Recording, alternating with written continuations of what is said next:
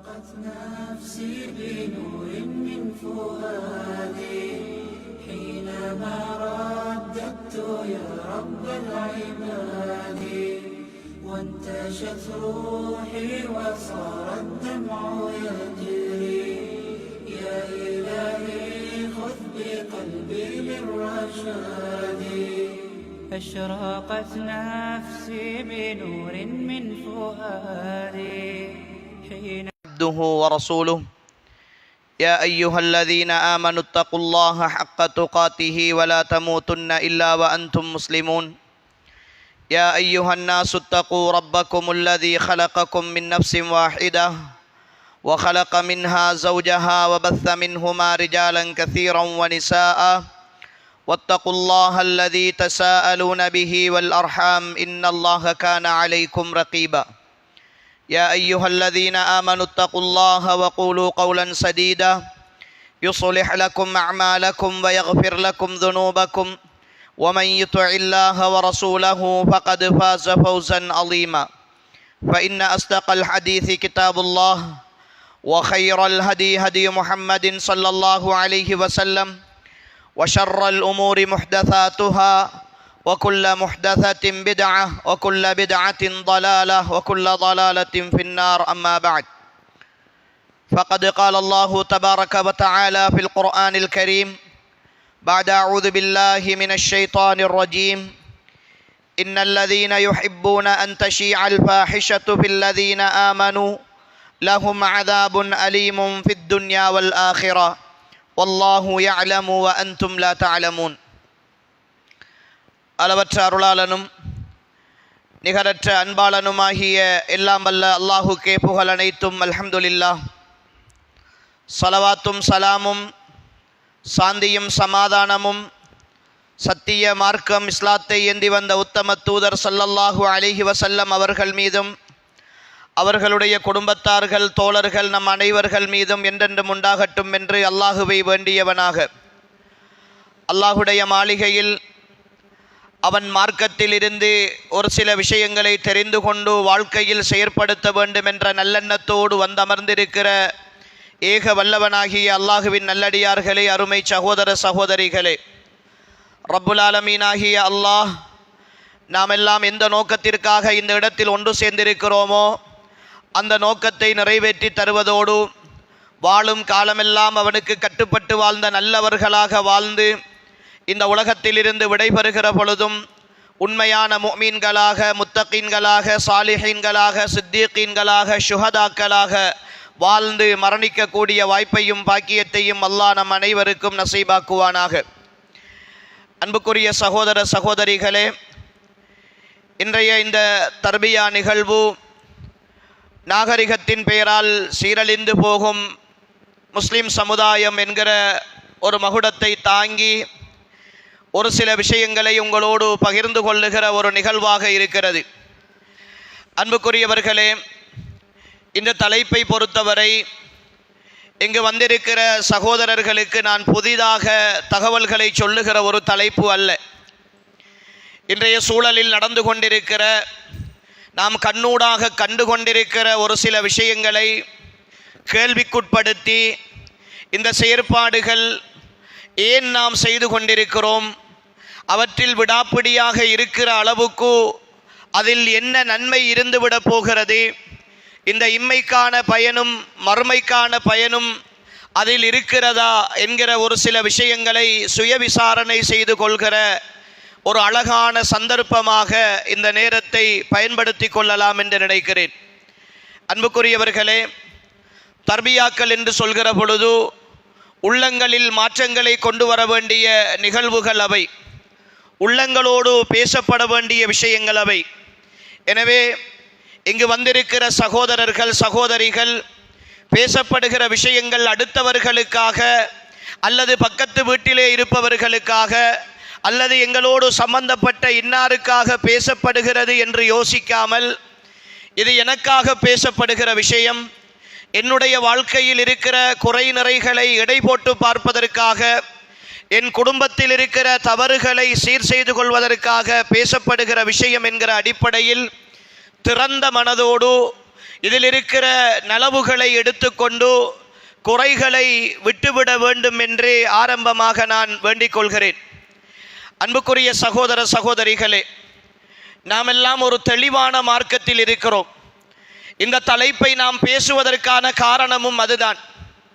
நாகரிகத்தை பற்றியும் நடைமுறைகளை பற்றியும் பண்பாடுகளை பற்றியும் இந்த உலகத்திற்கே பாடம் எடுத்த ஒரு மார்க்கத்தில் நாம் இருக்கிறோம்.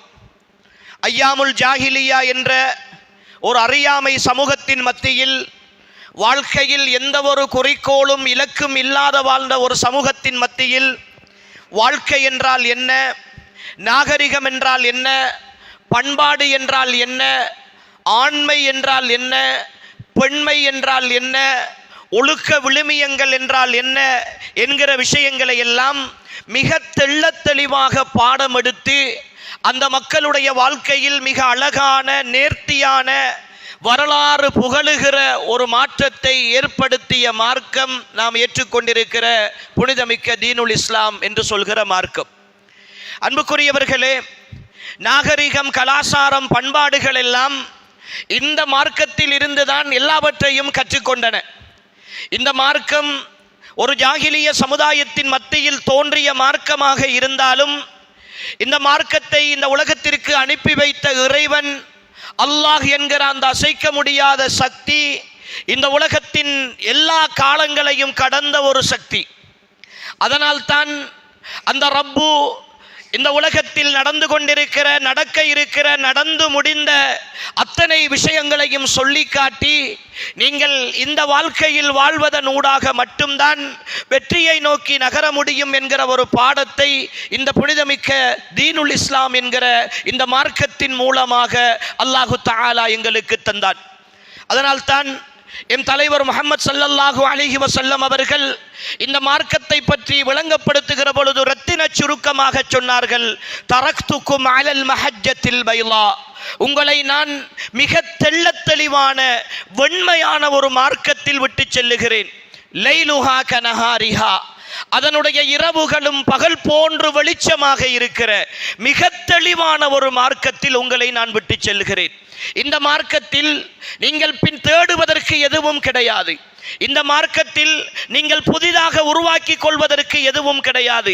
இன்னொரு சமுதாயத்தில் இருந்து கடன் வாங்கி வாழ்கிற அளவுக்கு, இன்னொரு சமுதாயத்தினுடைய சிந்தனையை வாழ்க்கையாக்கி கொள்ளுகிற அளவுக்கு உங்களை நான் இந்த மார்க்கத்தில் விட்டு செல்லவில்லை.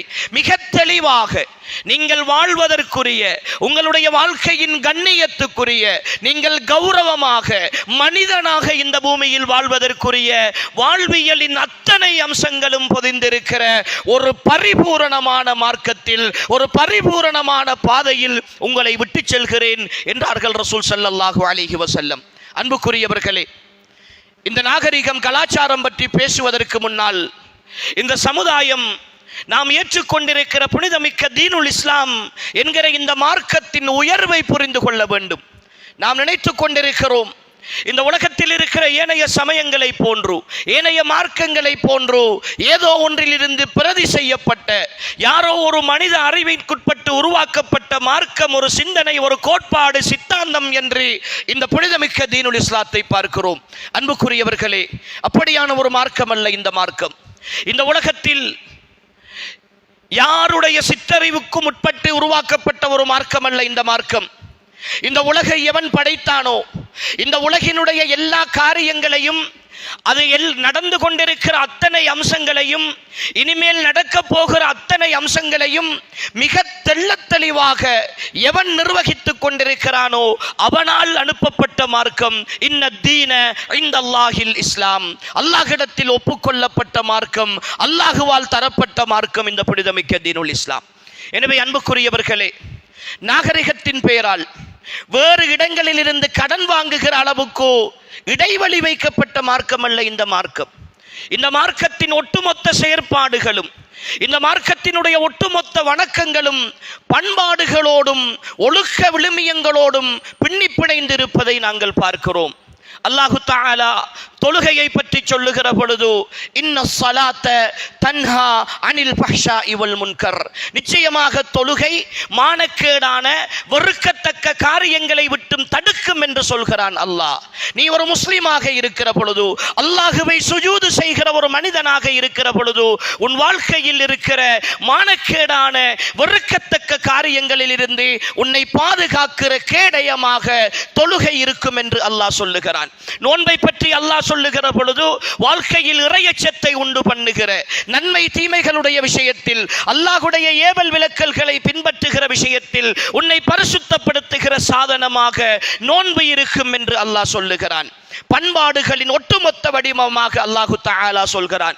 ஜகாத்தை பற்றி பேசுகிற பொழுது ஹுஸ் மின் அம்வாலிஹிம் ஸதகத்தன் துதஹிருஹும் வ துஸக்கீஹிம் பிஹா வ ஸல்லி அலைஹிம், அவர்களுடைய பொருளாதாரத்தில் இருந்து நபியே நீங்கள் ஜகாத்தை சரியாக எடுத்துக் கொள்ளுங்கள், அது அவர்களை பரிசுத்தப்படுத்தும், உள தூய்மை உள்ளவர்களாக அவர்களை மாற்றும் என்று அல்லாஹ் சொல்லுகிறான். இஸ்லாத்தினுடைய ஒவ்வொரு வணக்கமும் அன்புக்குரியவர்களே பண்பாடுகளோடு ஒழுக்க விழுமியங்களோடு பின்னி பிணைந்ததாக அதை இந்த உலகத்தில் கட்டியெழுப்புகிற அம்சமாக இருப்பதை பார்க்கிறோம். ஆனால் அன்புக்குரிய ஈமானிய சகோதரர்களே, இன்றைய கால சூழலில் எமது ஈமானிய சமுதாயம் ஒழுக்கம் பண்பாடு சார்ந்த விஷயங்களில் மிக பெரும் வீழ்ச்சியை நோக்கி நகர்ந்து கொண்டிருக்கிற ஒரு அபாயகரமான சூழலில் நானும் நீங்களும் வாழ்ந்து கொண்டிருக்கிறோம். நாகரிகத்தை உலகிற்கு கற்றுக் கொடுத்த ஒரு மார்க்கத்தில் இருந்து கொண்டு அநாகரிகமான சிந்தனைகளும் அநாகரிகமான நடைமுறைகளும் மோசமான பண்பாடுகளும் தான் இன்றைய சமுதாயத்தின் ஒழுக்கமாக, இன்றைய சமுதாயத்தினுடைய கௌரவமாக பார்க்கப்படுகிற ஒரு அவலட்சணமான சூழலில் வாழ்ந்து கொண்டிருக்கிறோம். என் வாலிபன், இந்த சமுதாயத்தின் முதுகெலும்பாக இருப்பவன், இந்த சமுதாயத்தை நாளைய ஒரு படியில் ஏற்றி கொண்டு போய் எங்கோ ஒரு இடத்தில் வைக்க வேண்டிய பொறுப்பு மிக்க பணியை சுமக்க வேண்டிய என் வாலிபனுடைய நிலை, அன்புக்குரிய ஈமானிய சகோதரர்களே, இங்கிருக்கிற ஒவ்வொருவரும் பெற்றோராக இருந்து நான் சொல்லுகிற வாலிபர்கள் ஏதோ ஒரு வேற்று கிரகத்தில் இருந்து இந்த இடத்திற்கு வந்தவர்கள் அல்ல, என்னுடையதும் உங்களுடையதும் வீட்டுக்குள் இருந்து உருவானவர்கள். இந்த வாலிபர்களுடைய நிலைமையை அன்புக்குரியவர்களே கொஞ்சம் மனக்கண் முன்னே கொண்டு வந்து பாருங்கள். ஒழுக்கத்தை பற்றி பேசுகிற மார்க்கம் அல்லவா இந்த மார்க்கம்? வெட்கத்தை பற்றி பேசுகிற மார்க்கம் அல்லவா இந்த மார்க்கம்? இதாலம் தஸ்தஹி வஸ்னா மா ஷிஅத, உனக்கு வெட்கம் இல்லை என்றால் நீ விரும்பியதை செய்து கொள் என்று சொல்லி வெட்கமில்லாதவனை இந்த மார்க்கத்தில் அவனை ஒரு ஆடு மாடு போன்று கணிக்கிற மார்க்கம் இந்த மார்க்கம். விரும்பியதை செய்வது மிருகங்கள் தான். உனக்கு வெட்கம் இல்லை என்றால் நீ மிருகத்தினுடைய வாழ்க்கை வாழ்ந்து கொண்டிருக்கிறாய். வெட்கம் அல் ஹயாஉ மினல் ஈமான், வெட்கம் ஈமானுடைய ஒரு பகுதி என்று சொல்லி அதற்கான பெருமானத்தை இறை நம்பிக்கையோடு கொடுத்த இந்த மார்க்கத்தின் வாலிபன் தான் தன்னுடைய முட்டுக்காலுக்கு மேல் ஆடைகள் அணிந்து கொண்டு, தன்னுடைய உடம்பின் பகுதிகள் தெரிய ஆடைகள் அணிந்து கொண்டு பெரும் பெரும் நிகழ்வுகளுக்கு போய் வருகிறான். ஒரு காலத்தில் விளையாட்டு மைதானங்களோடு சுருங்கி போயிருந்தது. ஆடைகளின் குறைப்பு, பெண்களின் ஆடை குறைப்பை பற்றி அதிகம் பேசி இருக்கிறோம். ஆண்களின் ஆடை குறைப்பு இன்றி மிக பெரும் அவலட்சணமாக மாறி வருகிறது. சில பிரதேசங்களில் இரவு வேளைகளில் அல்லது பகல் வேளைகளில் பெரும் நிகழ்வுகளுக்கு, பெருநாள் தினங்களுக்கு அல்லது ஒரு சபைக்கு ஒரு சந்தைக்கு வருகிற பொழுது அரைக்கால் ரவுசர் அணிந்து வருகிறான், ஜம்பரோடு வருகிறான் என்னுடைய வாலிபன். தொடைக்கு மேலால் அவனுடைய ஆடைகள் மறைக்கப்பட வேண்டிய பகுதிகள் எல்லாம் வெளியில் தெரிய அந்நிய பெண்கள் நடமாடிக்கொண்டிருக்கிற வெட்கத்தோடு இருக்கிற என்னுடைய ஈமானிய சகோதரிகள் பாடசாலைகளில் இருந்தும் பகுதி நேர வகுப்புகளில் இருந்தும் கலைந்து வருகிற ஒரு வீதியில் என் வாலிபன் அரைகுறை ஆடையோடு நிற்கிறான் என்றால் இந்த சமுதாயம் வெட்கத்தில் இருந்து எந்த அளவு தூரம் தூரப் போயிருக்கிறது என்பதை அன்புக்குரிய ஈமானிய சகோதரர்களே நாம் புரிந்து கொள்ள மாட்டோமா? சமூகத்தின் பொறுப்புள்ளவர்கள், பெற்றோர்கள், பள்ளி தலைமைகள் நீ பொது இடத்தில் இப்படி வெக்கம் கட்டு திரியாதே என்று சொல்வதற்கு கூட தைரியமற்ற நிலையில் நாமும் மாறி போயிருக்கிறோம், மௌனமாக அங்கீகரிக்கிறோம். கழுத்துகளிலும் காதுகளிலும் அணிந்திருக்கிற மாலைகளும் கையிலே போட்டிருக்கிற காப்புகளும் சில நேரம் ஒரு வாலிபனை காணுகிற பொழுது சலாம் சொல்வதற்கு பின்னாக வேண்டிய நிலை. ஒருவேளை இவன் முஸ்லிமா அல்லது வேறு மதத்தை சேர்ந்தவனா என்று அடையாளம் காண முடியாத அளவுக்கு என் ஈமானிய சகோதரனின் நிலை மாறி போயிருக்கிறது என்றால், அன்புக்குரியவர்களே, இஸ்லாத்தை மார்க்கமாக கொண்டு உயிராக கொண்டு நேசிக்கிற என்னுடையதும் உங்களுடையதும் நிலையை கொஞ்சம் யோசித்து பாருங்களேன். எங்கு போய்கொண்டிருக்கிறோம் சகோதரர்களே? இவைகளெல்லாம் சாதாரண விஷயங்கள் அல்ல. பேசிக்கொண்டிருக்கிற நானும் நீங்களும் 40-50 தாண்டி வாழ்ந்து கொண்டிருக்கிற நானும் நீங்களும் இன்றோ நாளையோ இந்த பூமியை விட்டு விடைபெறப் போகிறோம். இந்த சமுதாயத்தில் இந்த மார்க்கத்தை, இது போன்ற தர்பியா நிகழ்வுகளை, இந்த சமுதாயத்தின் குர்ஆன் சுன்னாவை தூக்கி நிறுத்த வேண்டிய என் வாலிபன் அவன் முஸ்லிமா என்கிற அடையாளம் கூட தெரியாமல் வெளியிலே உலா வந்து கொண்டிருக்கிறானே, அதற்கு ஒரு பெற்றோராய் ரோஷம் இல்லாமல், வெட்கம் இல்லாமல், ஒரு வாப்பாவாய், ஒரு உம்மாவாய் தைரியமாக கேட்க முடியவில்லை என்றால், அதை அனுமதித்திருக்கிறேன் என்றால், இது ஒரு மாற்று மத கலாச்சாரம். உன்னை நான் முஸ்லிமாகத்தான் பெற்று வளர்த்தேன், உனக்கு இஸ்லாத்தில் தான் பெயர் வைத்தேன், உன்னை ஹலாலாகத்தான் நான் பெற்றேன், ஏன் நீ இப்படி திரிகிறாய் என்று கேட்க முடியவில்லையே.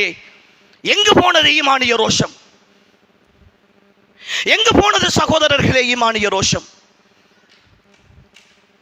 கேட்டால் பிரச்சனை பயப்படுகிறோம், ஆனால் அடுத்தவர்கள் செய்தால் தைரியமாக விமர்சிக்கிறோம். இதுதான் இன்று மாறிப்போயிருக்கிற ஒரு வகையான புதிய கலாச்சாரம். பாவங்களை தடுப்பதில் கூட உள்வீட்டு விவகாரங்களில், குடும்ப விவகாரங்களில் சமரசம் செய்து கொள்கிறோம், அடுத்தவனுடைய விவகாரத்தில் அடித்து பேசுகிறோம். அன்புக்குரிய சகோதரர்களே, தட்டி கேட்க முடியவில்லை தானே? அல்லாஹ்வுடைய மார்க்கத்துக்கு எதிராக பகிரங்கமாக நடக்கிற என் வாலிபர்களை இந்த மார்க்கத்தின்பால் ஈர்க்க வேண்டும் என்பதற்கான என்ன முயற்சிகளை செய்திருக்கிறோம் சகோதரர்களே?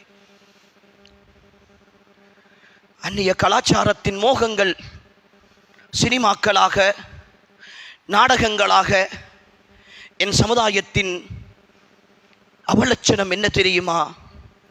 அண்மை காலமாக ஏற்பட்டிருக்கிற சமூக வலைத்தளங்களின் பாதிப்பு, தாக்கம், டிக்டாக் மூலமான வீடியோக்களை, ரீல்ஸுகளை பதிவு செய்வதில் என்னுடைய வாலிபர்கள் காட்டுகிற ஆர்வம், எமது பிரதேசத்தில் இருந்து, எமது முஸ்லிம் பகுதிகளில் இருந்து தென்னிந்தியா நோக்கி எமது வாலிபர்கள் நடிகர்களாக, பாடகர்களாக, இயக்குனர்களாக மாறுவதற்கு படையெடுத்து கொண்டிருக்கிறார்கள் என்கிற ஒரு தகவல் எங்களில் எத்தனை பேருக்கு தெரிந்திருக்கிறது?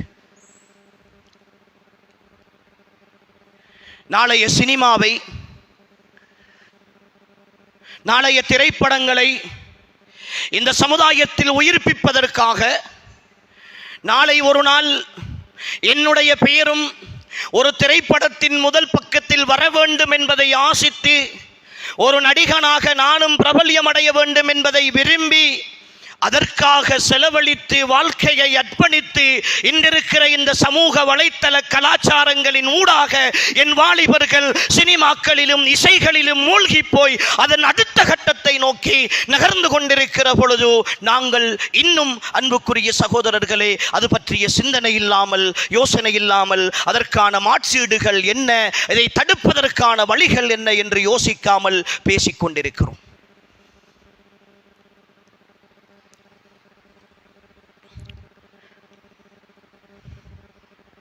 அண்மையில் எங்களுடைய பிரதேசத்தைச் சேர்ந்த ஒரு வாலிபருடைய காணொளி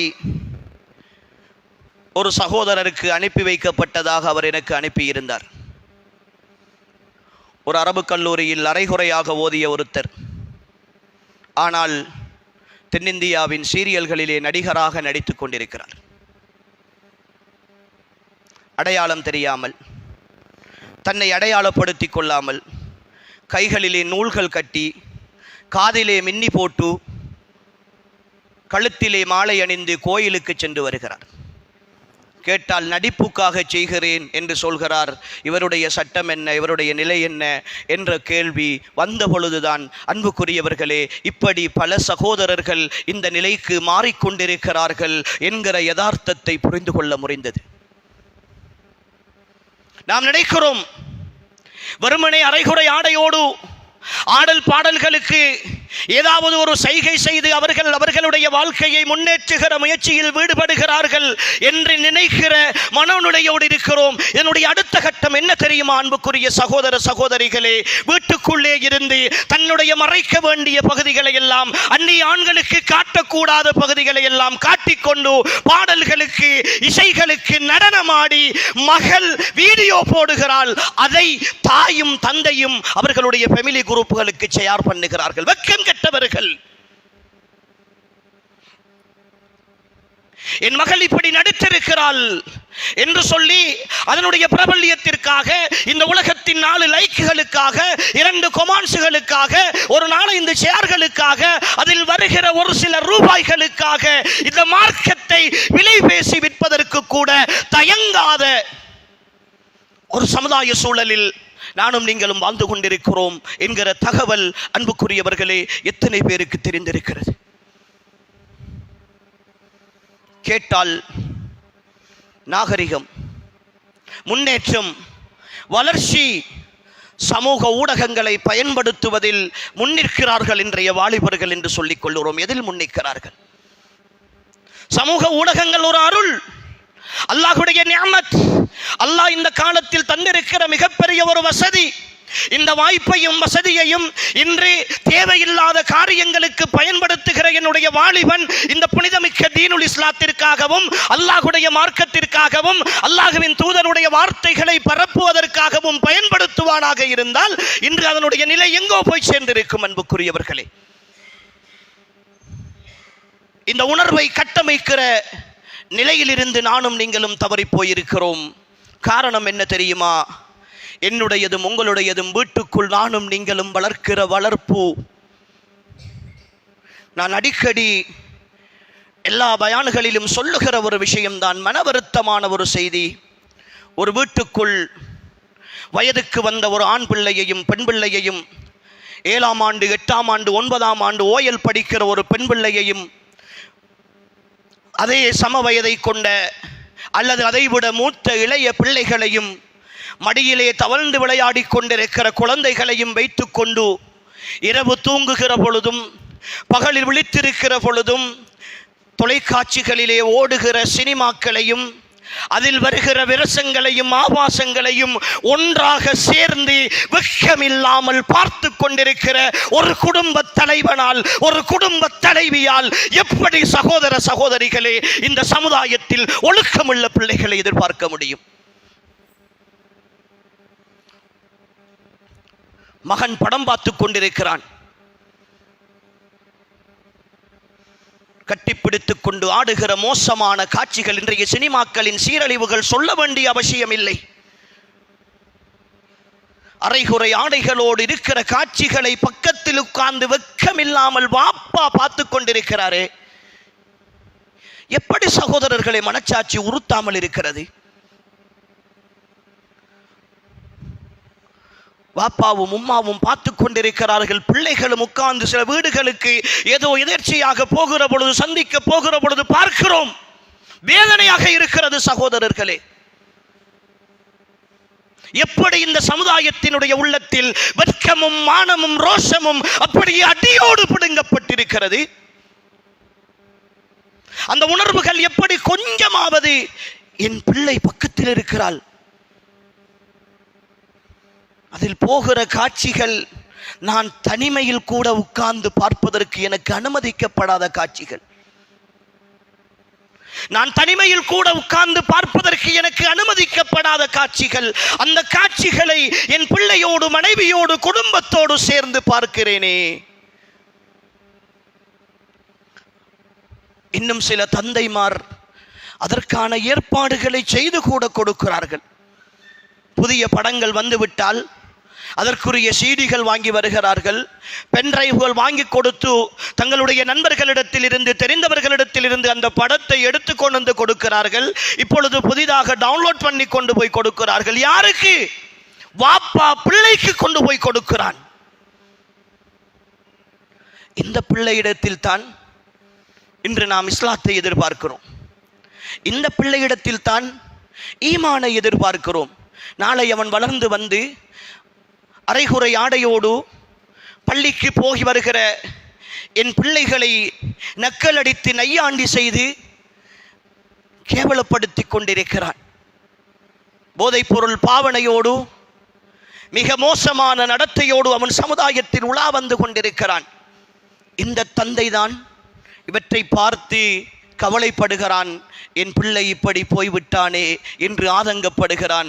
ஆனால் அதே தந்தைதான் மடி மீது வைத்து ஆபாசங்களையும் மோசமான விரசமான காட்சிகளையும் பார்த்து அவனுடைய உள்ளத்தை மரணிக்க செய்தவன் அந்த தந்தைதான். அன்புக்குரிய சகோதரர்களே, சீரழிந்து போயிருக்கிறோம், சின்ன பின்னமாகி போயிருக்கிறோம். எம் வீடுகளில் இருக்கிற இஸ்லாமிய சூழல்கள் ஒட்டுமொத்தமாக குழி தோண்டி புதைக்கப்பட்ட சூழல்கள். அன்புக்குரியவர்களே, கொஞ்சம் யோசித்து பாருங்களேன். உங்களுடைய வீடுகளில் உங்களுடைய பிள்ளைகள் மார்க்கத்தை படிப்பதற்காகவும் தெரிந்து கொள்வதற்காகவும் மார்க்கத்தின் பால் வருவதற்காகவும் நீங்கள் என்ன ஏற்பாடு செய்து கொடுத்திருக்கிறீர்கள்? என்ன ஏற்பாடு செய்து கொடுத்திருக்கிறோம்? அல் குர்ஆனிய வசனங்கள் என் வீடுகளில் ஒரு நாளைக்கு எத்தனை தடவைகள் ஒலிக்கின்றன? ஏதாவது வசதி வாய்ப்புகளை செய்து கொடுத்திருக்கிறோமா சகோதரர்களே?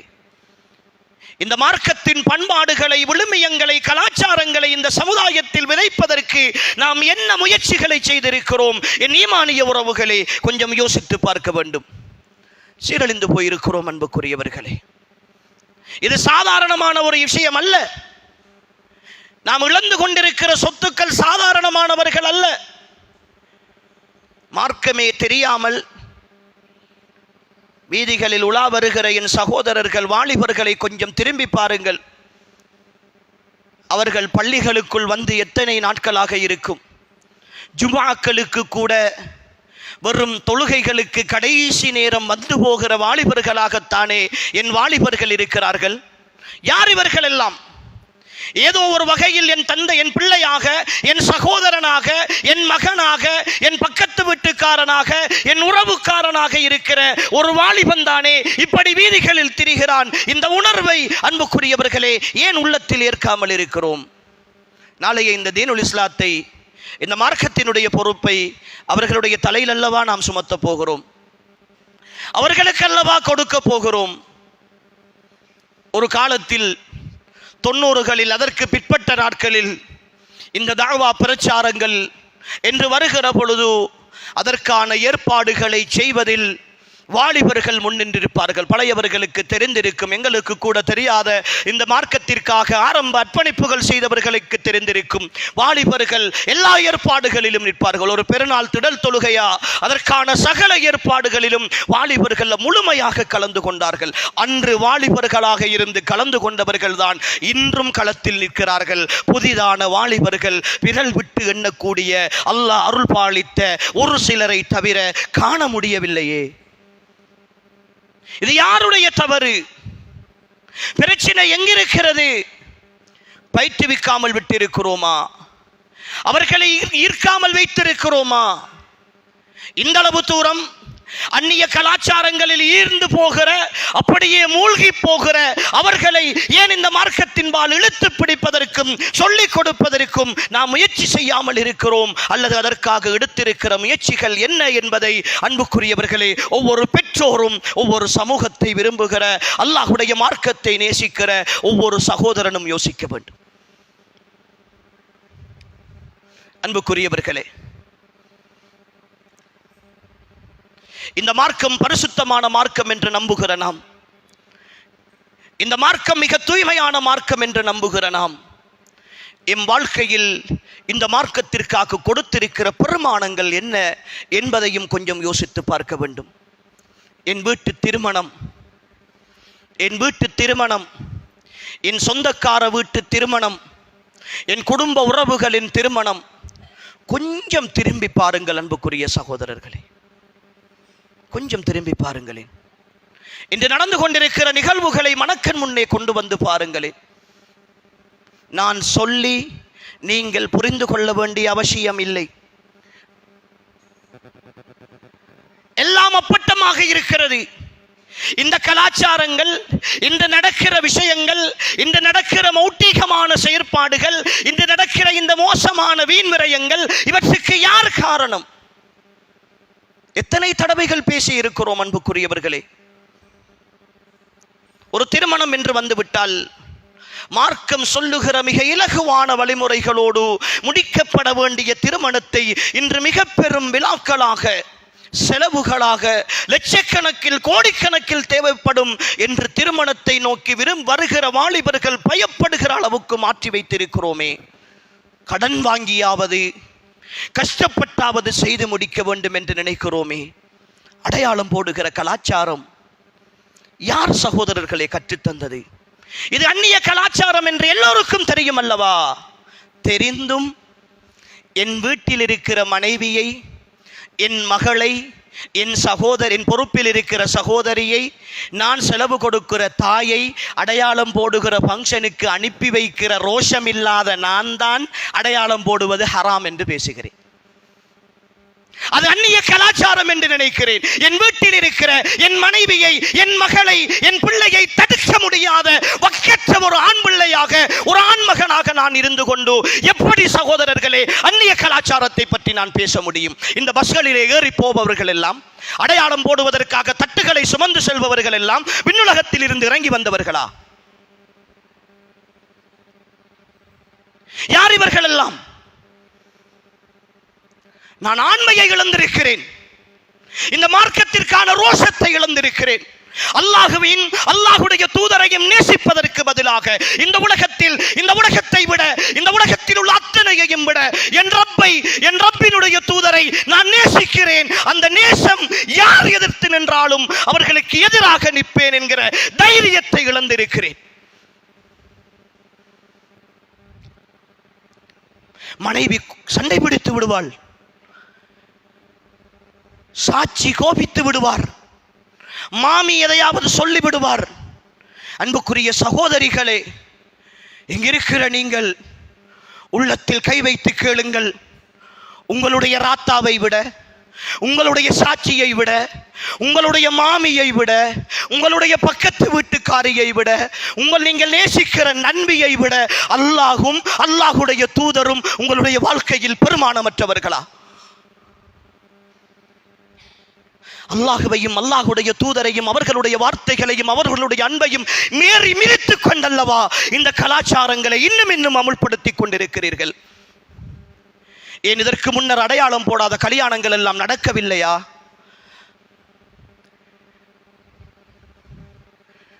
எத்தனை அனாச்சாரங்களை செய்கிறோம்.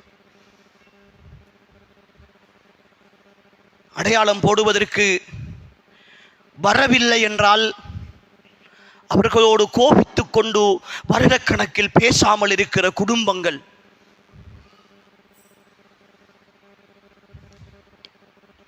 என்ன சகோதரர்களை நினைத்துக் கொண்டிருக்கிறோம்? மௌத்தாக மாட்டோமா? நிரந்தரமாக இந்த பூமியில் இருக்க போகிறோமா? இந்த உலகத்தின் சந்தோஷம் மட்டும்தான் நிலையானதா? அல்லாஹ் என்று ஒருத்தன் கிடையாதா? அல்லாஹுடைய அருள் என்றொன்று கிடைக்காதா? சுவர்க்கம் என்றொன்று இல்லையா? மௌத்துக்கு பிறகு கபருடைய வாழ்க்கை என்றொன்று இல்லையா?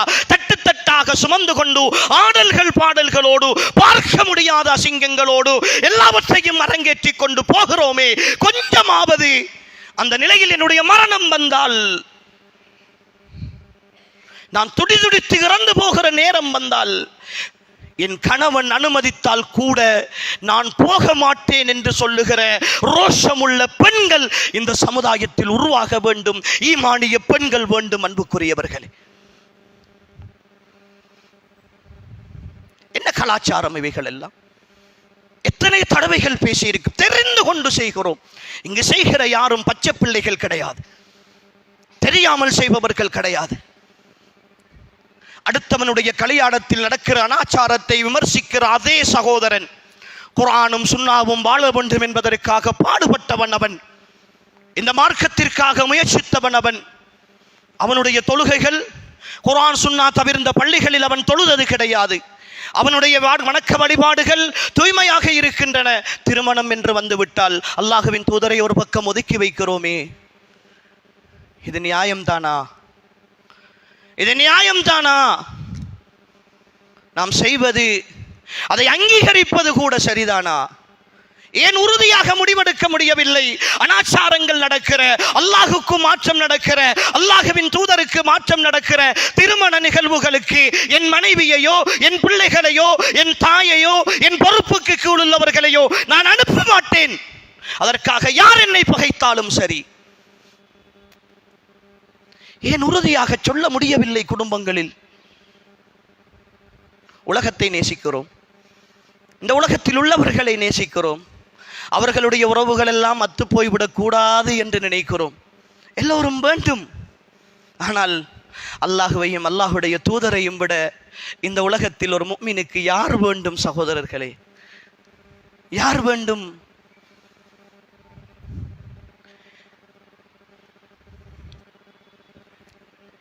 அடையாளம் போடுவதிலிருந்து, செப்பு கட்டுவதிலிருந்து, மருதோண்டி கலாச்சாரத்தில் இருந்து எத்தனை அனாச்சாரங்கள். திருமண நிகழ்வுகளில் அடிக்கடி பார்க்கிற ஒரு விஷயத்தை திரும்ப திரும்ப பேசி இருக்கிறோம். மணமகளை சோடித்து கொண்டு போய் லொஹர் தொழுகைக்கு பிறகு மணவரையிலே இருப்பாட்டி வைக்கிறீர்கள். அதுவரைக்கும் பிள்ளை ஒரு மௌலவியா, மதரசாவிலே மார்க்கம் படித்த பிள்ளை, மார்க்கத்தோடு வளர்த்த பிள்ளை. உம்மா பிள்ளை பாடசாலை விட்டு வந்தால் கூட தொழுது விட்டு வந்தால் தான் சாப்பாடு வைப்பேன் என்று வற்புறுத்தி தொழுகையை கற்பித்த பிள்ளை. அசரும் கிடையாது, மகரிபும் கிடையாது, இஷாவும் கிடையாது. திருமணத்தின் பேரால் மணவரையில் உட்கார்ந்து கொண்டிருக்கிறதே. யாராவது ரோஷமுள்ள ஒரு தந்தை, நீ போய் தொழுது விட்டு வா, மகரிபை இஷாவையும் சேர்த்தாவது தொழுது விட்டு வந்து இரு என்று சொல்லி அந்த பிள்ளையை கற்பித்து அனுப்பி வைத்த எத்தனை பெற்றோர்கள், உறவுகள் இந்த சபையில் இருப்போம். அல்லாஹ் அருள்பாலித்தவர்கள் ஒரு சிலரை தவிர. அன்புக்குரியவர்களே, அங்கீகரிக்கிறோமா இல்லையா? அங்கீகரிக்கிறோமா இல்லையா? அந்த ஒரு நாளினுடைய அழகுக்காக, ஒரு நாளினுடைய சந்தோஷத்திற்காக ஒட்டுமொத்த வாழ்நாளையும் அளிக்கிறோமே. கடமை என்று தெரிந்து ஒரு நேர தொழுகையை வேண்டுமென்றே நேரம் தவறுகிற அளவுக்கு ஒருத்தன் விட்டுவிட்டால் அவன் காபிர் என்பதில் மார்க்க அறிஞர்கள் உறுதியாக இருக்கிறார்களே. என் மகளை மதம் மாற்றி அல்லவா திருமணம் முடித்துக் கொடுக்கிறேன், என் மகளை மதம் மாற்றி அல்லவா திருமணம் முடித்துக் கொடுக்கிறேன். உணரவில்லையே சகோதரர்களே, பெருமானம் புரியவில்லையே. இந்த உலகத்தின் அலங்காரத்தை விட என் மகளுக்கு ரப்பினுடைய அன்பு முக்கியம் என்கிற பெருமானத்தை கல்யாணத்தில் உணர்த்துவதற்கு தவறிய பெற்றோர்கள் தானே இந்த சபையில் நிறைய பேர் இருக்கிறோம். முடியவில்லையே சகோதரர்களே. எப்படி சகோதரர்களை மாற்றம் வரப்போகிறது? குடும்ப வாழ்க்கைகள் சீரழிந்து சின்ன பின்னமாகி போய் கொண்டிருக்கின்றனவே. நேற்றைய தினம் ஒரு நிகழ்வுக்காக ஒரு முஸ்லிம் பிரதேசத்தினுடைய பிரதேச செயலகத்தில் இருந்து அங்கு நடக்கிற விவாகரத்துகள் சம்பந்தமாக, திருமணங்கள் சம்பந்தமாக ஒரு தகவலை திரட்டி கொண்டிருந்தேன். அந்த முஸ்லிம் பிரதேசம் 2 பிரதேச செயலாளர்களை, பிரிவுகளை கொண்ட ஒரு பிரதேசம். சுமார் ஒரு வருடத்திற்கு கடந்த 2022ஆம் ஆண்டு மட்டும் 400க்கு உட்பட்ட திருமணங்கள் அல்லது 450ற்கு உட்பட்ட திருமணங்கள் பதிவு செய்யப்பட்டிருக்கின்றன. சுமார் 251 திருமணங்கள் விவாகரத்தாகி அல்லது விவாகரத்து வழக்குக்காக வைக்கப்பட்டிருக்கின்றன. 2023ஆம் ஆண்டு அதைவிட எண்ணிக்கை அதிகமாகி 259 திருமணங்கள். 2024ஆம் ஆண்டின் முதல் அரையாண்டில் 2 பிரதேச செயலக பிரிவுகளிலும் சுமார் 100க்கு உட்பட்ட அல்லது 102 திருமணங்கள் விவாகரத்திற்காக வந்திருக்கின்றன. இவை விகிதாசார அடிப்படையில் 100க்கு 45, 48 வீதமான திருமணங்கள் ஒரு வருடத்தில் நடக்கிற திருமணங்களில் விவாகரத்தை நோக்கி நகர்ந்து கொண்டிருக்கின்றன. விவாகரத்து வழக்குகளுக்காக போய் கொண்டிருக்கின்றன. சொல்லி இருக்கிறோம், அல்லாஹுடைய அருள், அல்லாஹுடைய பரக்கத் இந்த திருமணங்களுக்கு தேவை என்று சொல்லுகிறோம். அல்லாஹுவை புறக்கணித்து வாழுகிற இந்த வாழ்க்கையில் சந்தோஷம் இருக்காது என்று சொல்லுகிறோம். ஆழமாக பதித்துக் கொள்ளுங்கள் அன்புக்குரியவர்களே. அல்லாஹுவின் மீதும் அல்லாஹுடைய தூதரின் மீதும் அவர்களுடைய வார்த்தைகளின் மீது அசைக்க முடியாத நம்பிக்கை வைத்து சொல்லுகிறோம். இந்த உலகத்தில் அன்புக்குரியவர்களே, அல்லாஹுவையும் அல்லாஹுடைய தூதரையும் தொலைத்து விட்டு என் வாலிபர்களே புரிந்து கொள்ளுங்கள், எந்த சந்தோஷத்தை நீங்கள் தேடினாலும் நிச்சயமாக சத்தியமாக அது நிலைக்க மாட்டாது. அது நிலைக்கவே மாட்டாது. தெளிவாக உள்ளத்தில் பதித்துக் கொள்ளுங்கள். ஒவ்வொரு நிகழ்விலும், ஒவ்வொரு சந்தோஷத்திலும், ஒவ்வொரு இன்பத்திலும், ஒவ்வொரு கொண்டாட்டத்திலும் புரிந்து கொள்ளுங்கள், அல்லாஹும் அல்லாஹுடைய தூதரும் அந்த நிகழ்வில், அந்த கொண்டாட்டத்தில், அந்த சந்தோஷத்தில் புதைக்கப்படுகிறார்கள் என்றால், மிதிக்கப்படுகிறார்கள் என்றால் நிச்சயமாக அதைவிட பெரும் கஷ்டத்தை அல்லாஹ் உங்களுக்கு தருவான். அதைவிட பெரும் சோதனையை அல்லாஹ் தருவான். அல்லாஹுவை எப்படி நினைத்துக் கொண்டிருக்கிறோம்? எதற்கும் இயலாதவன் என்று நினைத்துக் கொண்டிருக்கிறோமா? கண்டும் காணாமல் இருக்கிறான் என்று நினைத்துக் கொண்டிருக்கிறோமா? எப்படி சகோதரர்களே இந்த விஷயங்களில் பராமுகமாக இன்னும் இருந்து கொண்டிருக்கிறோம்? எம் பெண்களின் ஆடைகள் இங்கிருக்கிற பெற்றோர்கள் புரிந்து கொள்ள வேண்டும், சகோதரர்கள் புரிந்து கொள்ள வேண்டும்.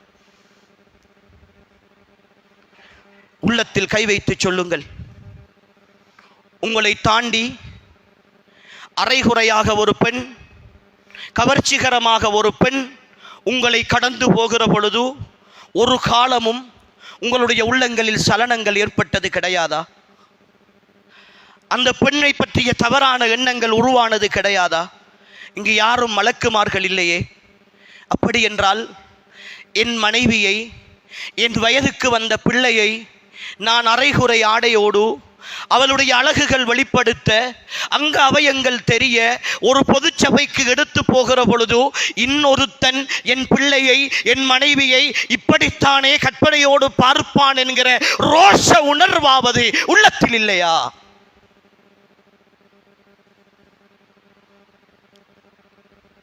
எல்லா வகையான மேக்கப்புகளோடும் ஒரு காட்சி பொருளாக கூட்டி போகிறோமே,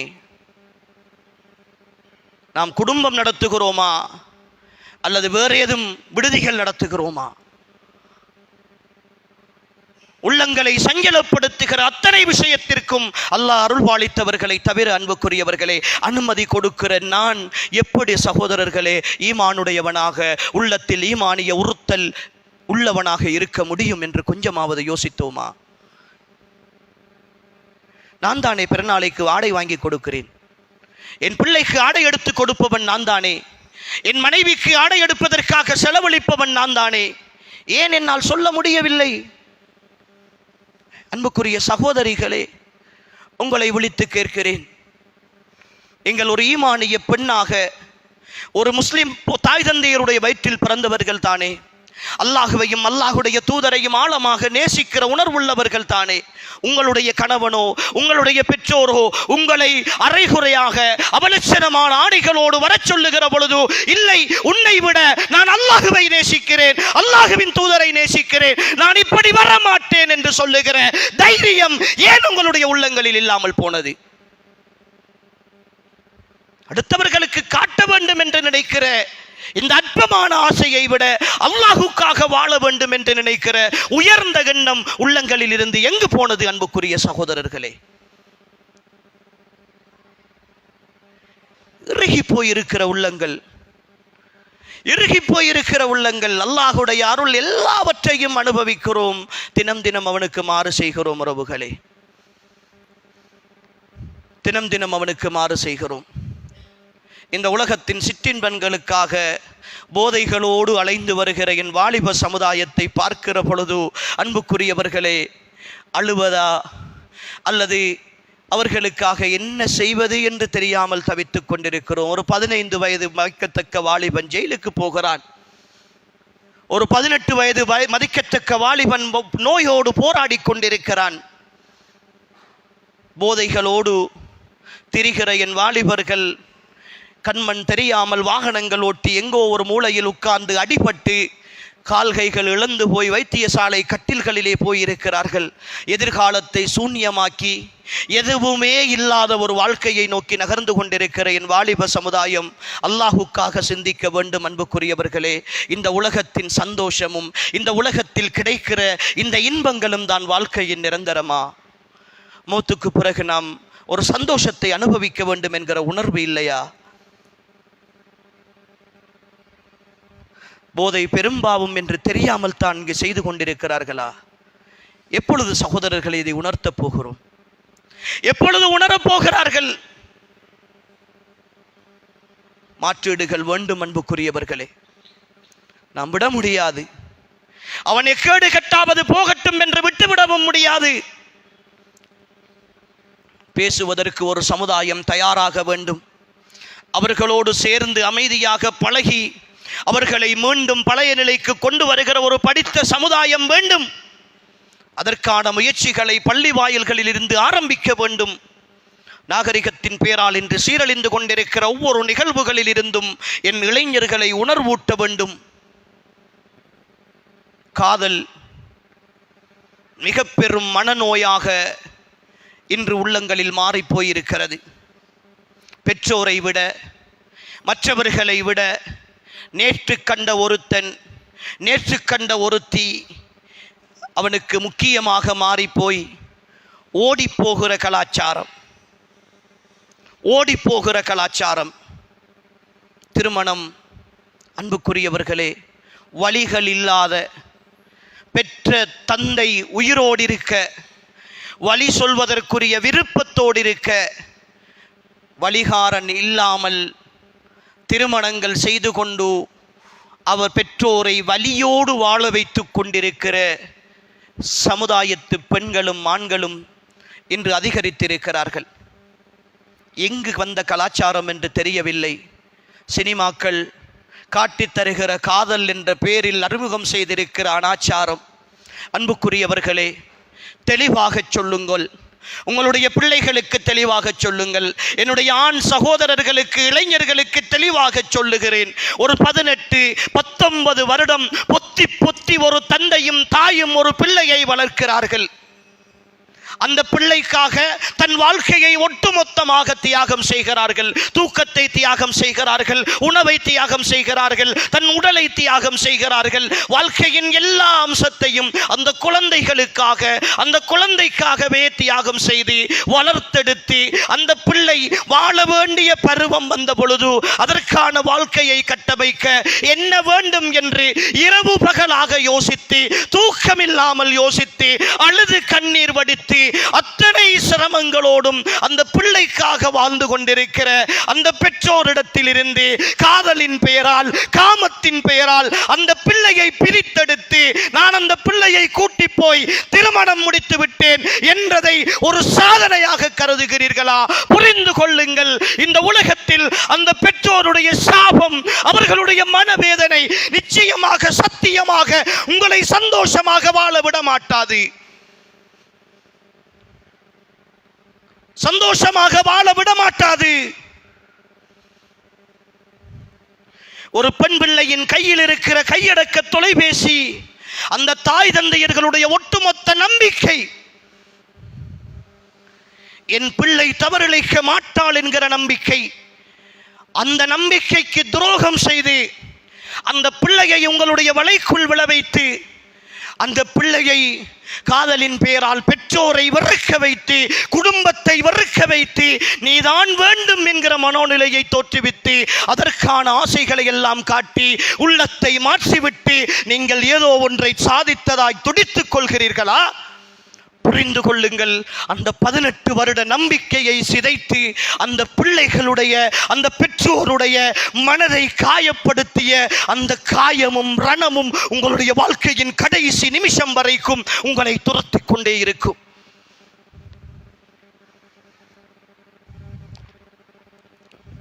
என் அன்புக்குரிய யுவதிகள், மாணவிகள், இளம் பெண்கள் புரிந்து கொள்ள வேண்டும்.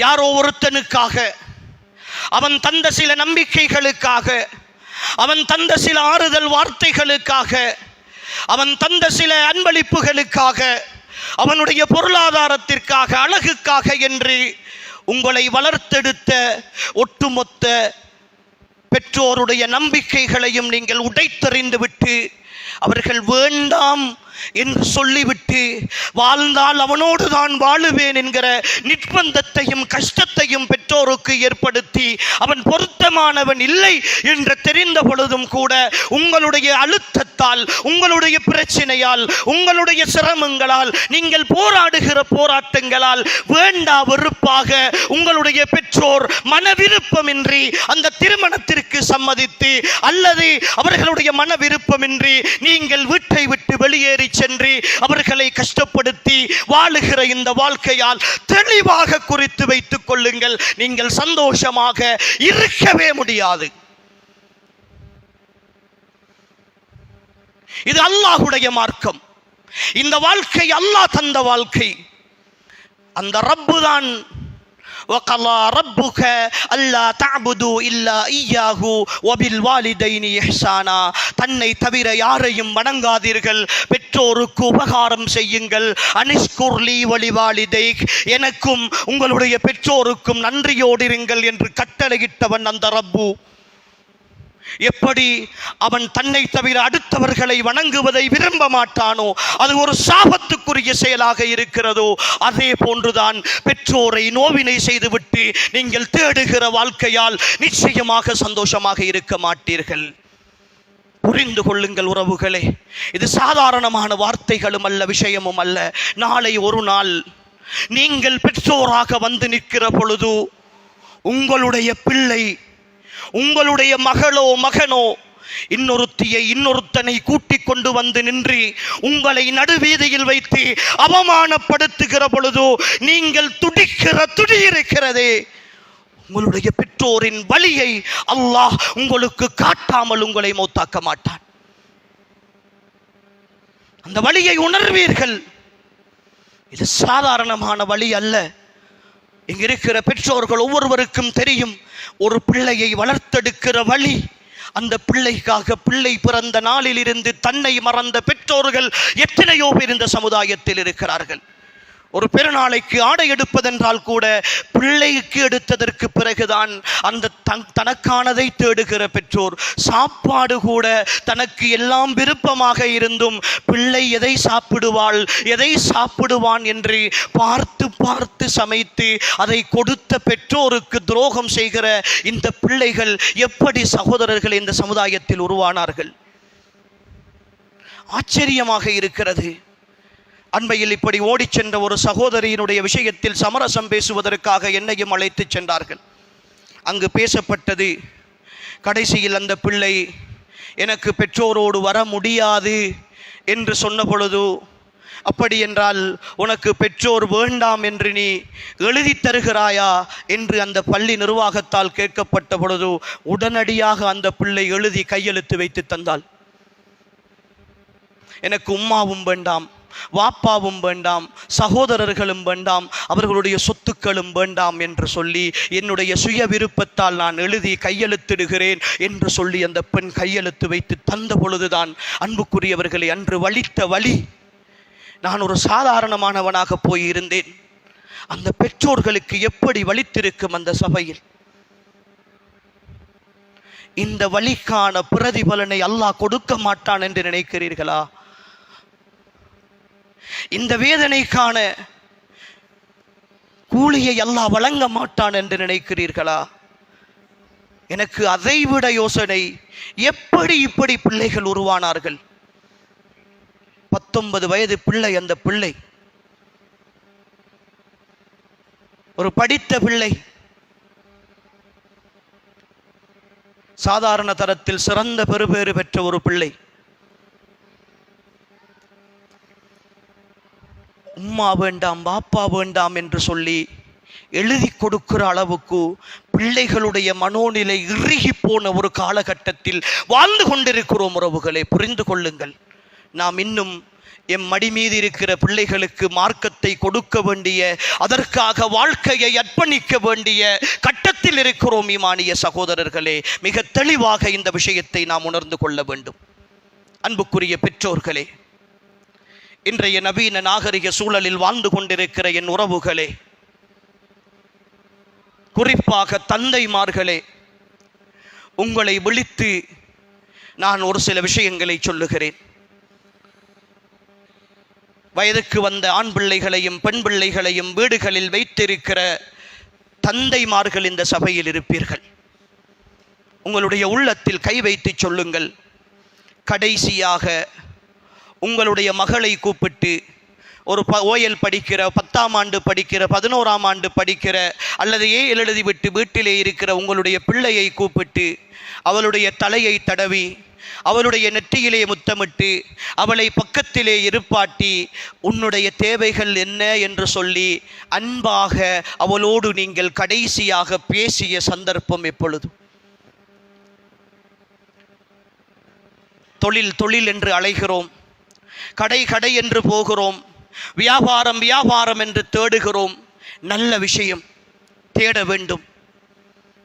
ஒரே ஒரு கேள்வி, நீங்கள் உங்களுடைய பிள்ளைகளை கவனிக்காமல் அவர்களுடைய தேவைகளை புரிந்து கொள்ளாமல் நீங்கள் சம்பாதிப்பதில் வாழ்க்கையை செலவழித்துக் கொண்டிருக்கிறீர்களே, ஒரு நாளைக்கு 1 மணி நேரமாவது ஒரு அரை மணி நேரமாவது பிள்ளைகளுக்கு ஒதுக்க முடியாமல் தவித்துக் கொண்டிருக்கிறீர்களே, உங்கள் எல்லோரையும் விழித்து கேட்கிறேன் என் ஈமானிய உறவுகளே, உங்களுடைய பிள்ளை உங்களுடைய ஆண் பிள்ளை ஒரு போதைக்கு அடிமையாகி அல்லது மோசமான நண்பர்களின் உறவுகளோடு போய் கேவலமான நடத்தைகளில் சிக்கி நாளை உங்களுடைய மகனை ஒரு சந்தையிலே வைத்து போலீஸ் பிடித்து கொண்டு போகிறது, யாரை கைது செய்திருக்கிறது, இன்னாருடைய மகன் இன்னாரை கைது செய்திருக்கிறது என்று சொல்லுகிற பொழுது உங்களுடைய மானமும் மரியாதையும் கப்பலேறி போகுமே, காற்றில் பறந்து செல்லுமே.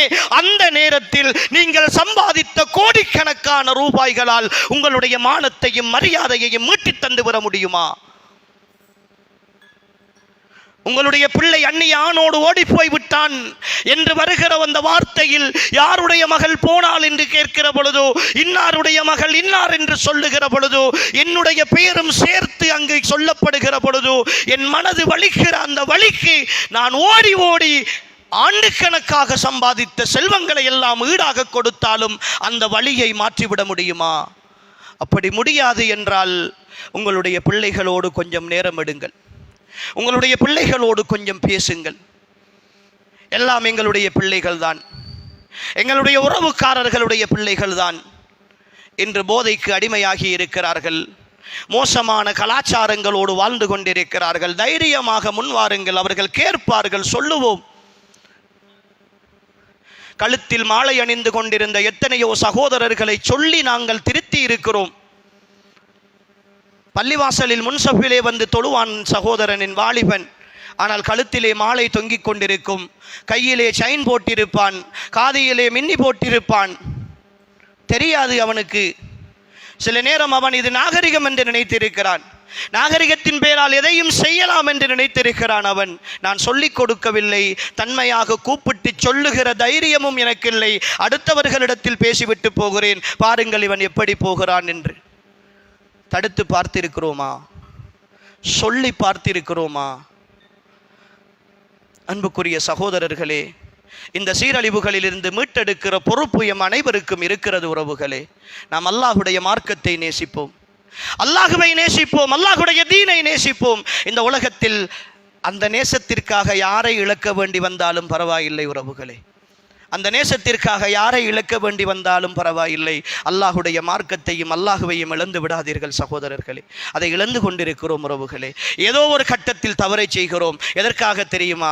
இந்த உலகத்தின் சந்தோஷத்திற்காக, அடுத்தவர்களின் திருப்திக்காக. நீங்கள் யோசித்து பாருங்கள், நாம் செய்கிற சமூக தவறுகள் எல்லாம் இந்த 2 அடிப்படைகளோடு தான் இருக்கும். ஒன்று அடுத்தவர்களுடைய திருப்திக்காக இருக்கும் அன்புக்குரியவர்களே, அல்லது அல்லாஹுவை மறந்து இந்த உலகத்தினுடைய ஆசைக்காக இருக்கும். இதற்காகத்தானே செய்து கொண்டிருக்கிறோம். அல்லாஹுடைய திருப்தியை விட அடுத்தவர்களுடைய திருப்தி எனக்கு பெரிதாக போய்விட்டதே. இதை பற்றி என்றாவது கவனித்திருக்கிறேனா சகோதரர்களே? பள்ளிக்கு தொழுகை இல்லாத ஒரு சகோதரனோடு நான் போய்கொண்டிருக்கிறேன். அவன் தொழுகிற நேரம் வந்தால் அவனோடு சேர்ந்து நானும் தொழாமல் பேசிக்கொண்டிருக்கிறேனே தவிர, வா பள்ளிக்கு போவோம் என்று அவனை கூப்பிட்டு என்னுடைய வழிக்கு அழைத்து வந்து பள்ளிக்கு கூட்டி வருகிற அளவுக்கு எனக்கு தைரியம் இல்லை தானே? நடக்கிறதா இல்லையா? எத்தனை நண்பர்களை எப்படி கண்டிருக்கிறோம்? எத்தனை இடங்களிலே பேசிக்கொண்டிருக்கிறோம். அவன் தொழமாட்டான் என்று தெரியும், ஆனால் அவனோடு சேர்ந்து நானும் அவனுக்கு அடிபணிந்து போகிறேன். சொல்வதற்கு வெட்கம், அல்லது சொன்னால் அவனுடைய உறவை முறிக்க வேண்டி வரும், சொன்னால் அவனோடு சில நேரம் பகைக்க வேண்டி வரும். தெளிவாக தெரியும், அவன் ஓடுகிற வாகனம் லீசிங், லஞ்சம் என்று தெரியும், வட்டி என்று தெரியும். அவன் வாகனம் எடுக்க போகிற பொழுது என்னிடத்தில் வந்து சொல்லிவிட்டு தான் போகிறான். என்னிடத்திலே ஒரு 10 லட்சம் இருக்கிறது, இதை கொடுத்து நான் ஒரு வேன் எடுக்க போகிறேன், ஒரு கார் எடுக்க போகிறேன், மிகுதியை நான் ஒரு 10 வருடத்திற்கு 5 வருடங்களுக்கு நான் லீசிங் போட்டு எடுக்க போகிறேன். சில நேரம் அவன் கூப்பிட்டால் நான் போய் சைன் பண்ணி கொடுக்கிறேன், நட்புக்காக, குடும்பத்திற்காக. சில நேரம் சொத்துக்களுக்கு உத்தரவாதம் கொடுக்கிறேன். பாவத்தை தடுக்கிற மனோநிலை என்னுடைய உள்ளத்திலே இல்லையே சகோதரர்களே. இறந்து போன இதயங்கள் எம்மில் இன்னும் துடித்துக் கொண்டிருப்பதுதான் ஆச்சரியம். இறந்து போன இதயங்கள் எம்மில் இன்னும் துடித்துக் கொண்டிருப்பதுதான் ஆச்சரியம். நீ போகாதே, நீ போகிற பாதை பிழையானது, அதற்கு பதிலாக நீ மாற்றீடை செய்து கொள். இந்த 10 லட்சத்தை வைத்து ஒரு வாகனத்தை வாங்கி அதிலிருந்து சம்பாதித்து நீ முன்னேறி வா என்று சொல்லி அவனை தடுக்கிற, அவனுக்கு நல்லதை சொல்லி கொடுக்கிற மனோநிலை அன்புக்குரிய ஈமானிய உறவுகளே என்னிடத்திலும் உங்களிடத்திலும் குறைந்து போயிருக்கிறதே. வீட்டிலே பிரச்சனை என்றால் மனைவியினுடைய நகைகளை கொண்டு போய் அடகு வைப்பது தான் தீர்வு என்று நினைக்கிறோம். ஈடு வைப்பது சர்வசாதாரணமாக போய்விட்டது. பெண்களும் தான், ஆண்களும் தான். லோன் எடுக்கிறோம், சமுர்த்திக்கு கடன் எடுக்கிறோம், மாதம் வட்டி கட்ட வேண்டும். சமுர்த்தி குரூப்பிலே இருக்கிற எல்லோரும் அதற்கு சைன் பண்ண வேண்டும். பண்ணி கொடுக்கிறோமா இல்லையா? பண்ணி கொடுக்கிறோமா இல்லையா? மாதம் அந்த வட்டிக்கு நானும் நீங்களும் சாட்சியாக இருக்கிறோம். வேறு வழி இல்லை, காசுக்காக. இல்லை என்றால் அந்த குரூப்பிலே இருந்து, குழுமத்தில் இருந்து நீக்கி விடுவார்கள் என்கிற பயம். இந்த உலகத்தின் ஒரு 10-15 ரூபாய்க்காக அவன் லோன் எடுக்கிற பொழுது அதற்கு சம்மதிக்கிறேன். அவன் மாதம் வட்டி கட்டுவதற்கு நான் சாட்சியாக இருக்கிறேனே.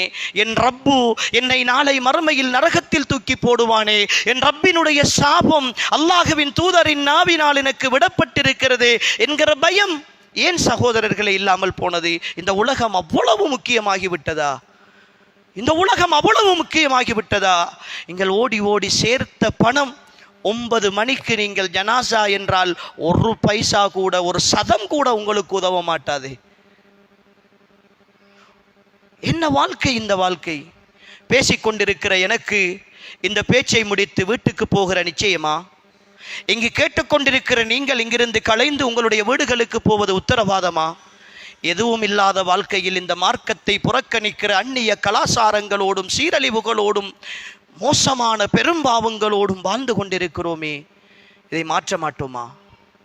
இதற்கான ஏதாவது முயற்சிகளை செய்ய வேண்டும் என்கிற உணர்வு என் ஈமானிய உறவுகளே அடிக்கடி எனக்கும் உங்களுக்கும் தேவைப்படுகிறது. குறைந்தபட்சம் இப்படியான தர்பியா நிகழ்வுகள் நடக்கிற பொழுதாவது என்னுடைய உறவுகள், என்னுடைய பிள்ளைகளை இதற்கு நான் கூட்டி வர வேண்டும், நிர்பந்தித்தாவது கூட்டி வர வேண்டும். என் மனைவியை ஒரு தரம் கூட்டி வர வேண்டும், என் வீட்டில் இருக்கிற பிள்ளைகளை கூட்டி வர வேண்டும் என்று நாம் முயற்சிக்க வேண்டும். அன்புக்குரியவர்களே, என் மனைவி பீச்சுக்கு போக வேண்டும் என்றால், என் மனைவி எங்களாவது ட்ரிப் கூட்டி போக வேண்டும் என்றால் செலவழித்து நான் அவளை அழைத்து கொண்டு போகிறேன். அவள் ஆசையை நிறைவேற்ற வேண்டும் என்று நினைக்கிறேன். நல்ல விஷயம். ஆனால் நான் இந்த மார்க்க வகுப்புகளுக்கு வர வேண்டும் என்று என் மனைவியை அழைக்கிற பொழுது அவள் காரணம் சொல்லி தவிர்ந்து கொள்ளுகிறாள், முடியாது என்று சொல்கிறாள் என்றால், அவளை விட்டுவிட்டு சலுகையோடு இரக்கம் பார்த்து வருகிறேன் என்றால் நான் என்ன வாழ்ந்து கொண்டிருக்கிறேன்? ஒரு வகையான அடிமைத்தனம் இல்லையா? ஒரு வகையான அடிமைத்தனம் இல்லையா? அன்புக்குரிய ஈமானிய உறவுகளை சிந்திக்க வேண்டும், சிந்திக்க வேண்டும் உறவுகளே. எம் பொருளாதாரங்கள் இன்று எல்லா வழிகளிலும் செலவு செய்யப்பட்டு கொண்டிருக்கின்றன. இப்படியான மார்க்க நிகழ்ச்சிகளில் எங்களால் அடுத்தவர்களுக்கு சொல்லிக் கொடுக்க முடியாவிட்டாலும் கூட சொல்லிக் கொடுப்பவர்களை கூட்டி வந்து நடத்துபவர்களுக்கு ஏதோ ஒரு வகையில் துணையாக இருக்க வேண்டும். அது பொருளாதார ரீதியாக இருக்கலாம், உடல் ரீதியாக இருக்கலாம். தொடர்ச்சியாக இப்படியான நிகழ்வுகள் இந்த பள்ளி வாயில்களில் நடத்தப்படுவதற்கு அன்புக்குரியவர்களே, இங்கு வந்திருக்கிற ஒவ்வொரு சகோதரனும் ஒரு 100 ரூபாயேனும் கொடுத்து உங்களுடைய பங்களிப்பை செய்தாக வேண்டும். அல்லாஹ்விடத்தில் தப்ப வேண்டும் சகோதரர்களே, அல்லாஹ்விடத்தில் தப்ப வேண்டும். என்னால் என்ன பங்களிப்பு இந்த மார்க்கத்திற்காக செய்திருக்கிறேன் என்பதை ஒவ்வொரு நாளும் யோசிக்க வேண்டும். இந்த தர்பியா நிகழ்வுகள் இப்படியான இடங்களில் இப்பொழுது எல்லா இடங்களிலும் ஏற்பாடு செய்யப்படுகின்றன. முடியுமான அளவுக்கு நாங்கள் கலந்து கொள்வது, அதில் பேசப்படுகிற விஷயங்களை கேட்பது, அத்தோடு சேர்த்து எங்களால் முடியுமான பங்களிப்புகளை அதற்காக வேண்டி நாம் செய்வதும் எங்களின் மீது ஒரு கடமையாக இருக்கிறது என்பதை நாம் எல்லோரும் புரிந்து கொள்வோம். என் ஈமானிய உறவுகளே, இங்கு பேசப்பட்ட விஷயங்கள் எனக்கு விருப்பமற்ற விஷயங்களை மட்டும் பேசிவிட்டு போகிறேன் என்பது அல்ல. இது அல்லாஹும் அல்லாஹுடைய தூதரும் தடுத்த விடயங்கள் என்பதற்காக சில விஷயங்களை சொல்லி இருக்கிறேன். சொல்லப்பட்டவைகள் வெறும் சொற்பமானவைகள் தான். நிறைய விஷயங்கள் எங்களுடைய வாழ்க்கையில் நடந்து கொண்டிருக்கின்றன. தெளிவாக சொல்லுகிறேன் உறவுகளே, எம் சந்தோஷங்கள், எம் நிம்மதிகள், எம் கொண்டாட்டங்கள் எல்லாம் அல்லாஹுக்கும் அல்லாஹுடைய தூதருக்கு முற்பட்டு இருக்கட்டும். அதற்காக வாழ்க்கையை அர்ப்பணிப்போம். அது அல்லாத எந்த நிகழ்வுகளிலும், அது அல்லாத எந்த விஷயங்களிலும், அல்லாஹும் அல்லாஹுடைய தூதரும் புறக்கணிக்கப்படுகிற சபைகளில் நாம் எக்காரணம் கொண்டும் இருக்காமல் தவிர்ந்து கொள்வோம். எம் வாழ்க்கையை மாற்றிக்கொள்வோம். அதில் பங்களிப்பு செய்யாமல் விட்டுவிடுவோம். அல்லாஹுக்காக வாழுவோம். இந்த மார்க்கம் நிலையான மார்க்கம், இந்த மார்க்கம் சத்தியமான மார்க்கம். கடைசி மூச்சு வரைக்கும் இந்த மார்க்கத்தில் வாழ்ந்து கடைசி மூச்சை விடுகிற பொழுது கூட கலிமா லா இலாஹ இல்லல்லாஹ் முஹம்மதுர் ரசூலுல்லாஹ் என்ற கலிமாவோடு இந்த உலகத்தை விட்டு பிரிய வேண்டும் என்கிற ஆசையோடு நாம் வாழ வேண்டும். எல்லாம் வல்ல அல்லாஹு தஆலா என்னையும் உங்களையும் பொருந்திக் கொள்வானாக.